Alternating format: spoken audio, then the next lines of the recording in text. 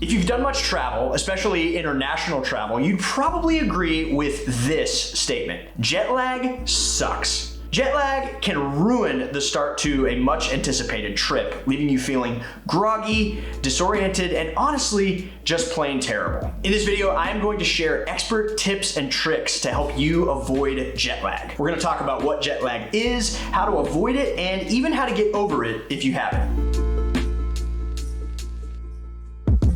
Okay, so what is jet lag? Simply put, jet lag is a temporary sleep disorder that occurs when you travel across multiple time zones. This happens because your body's natural circadian rhythm gets disrupted. Your body's circadian rhythm controls not only the sleep-wake cycle, but also other physiological functions like digestion. And so when your body clock is out of sync with the external environment, it can cause all kinds of other issues. The severity of jet lag varies depending on the number of time zones you crossed and the direction of travel. It usually takes 2 to 3 days for the body to fully adjust, but symptoms can last up to a week or more. Interestingly enough, researchers from the University of Maryland have proven jet lag is worse for travelers headed east. This is because it's harder for your body typically to adjust to a shorter day than it is to a longer day. Here are 5 proven tips for avoiding jet lag on your next trip.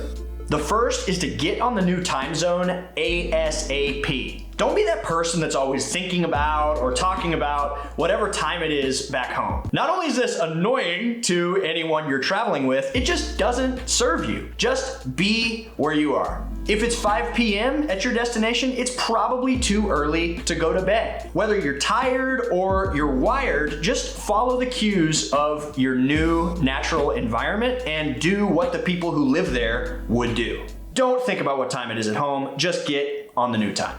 Okay, my second tip, and it's a huge one, is harnessing the power of light. There is nothing more powerful or influential on your body's circadian rhythm than light exposure. This is probably why in recent years you've heard people talking about limiting device use before bed because of the blue light. The reasoning behind that is that blue light very closely mimics daylight, which signals to your body that it's time to be awake. If you're struggling with jet lag, the first tool in your arsenal should be light, especially natural light. And let's talk about natural light for a second. When you land at your destination, you should plan on getting outside and letting your new environment's natural light influence your circadian rhythm. If you land and it's bedtime and you're not sleepy, you should still avoid getting on your device because that blue light is telling your body that it's time to be awake even though it's not. Another great way to get effective light exposure that will help you combat jet lag is to use light therapy. Light therapy is a treatment used for disorders and conditions such as seasonal affective disorder through use of a light box. These light boxes mimic natural outdoor light, and basically you sit in front of them for like 15 to 20 minutes in the morning, and that helps set your circadian rhythm. I use light therapy basically every day of my life. I used to have a mild seasonal affective disorder, and I have found that by working light therapy into my morning routine, especially in the winter, I never get the winter blues anymore. But here's the thing.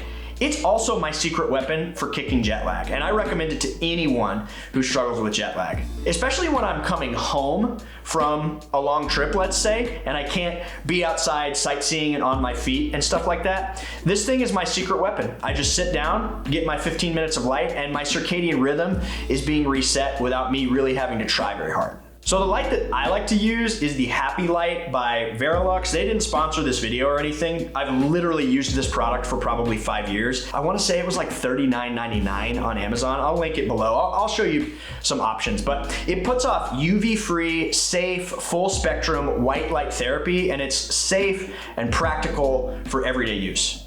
Light therapy is really ideal for anyone who's not getting enough light in their daily routine, and it can help improve your mood, increase your focus, and help you get better sleep at night. One of the ways you can tell this thing works is if you sit in front of it for too long, like let's say you go 20 or 30 minutes, especially when you're new, you'll feel like you just drank too much coffee. And do not sit in front of this thing at like 2 or 3 p.m. in the afternoon because you won't sleep. It really, really works. And what I really love about this model in particular is it's sleek. I mean, it's about the size of like a small tablet or e-reader. It's portable and would work great for travel if you wanted to take it with you to help you in that fight against jet lag. I love this thing. It is easily on my top 5 list of most life-enhancing products under $50. Okay, my third tip, and it's a pretty simple one, is to mind what you drink. 3 things to think about: water, caffeine, and alcohol. So for water, in general, you just want to try and hydrate as much as you can. I would recommend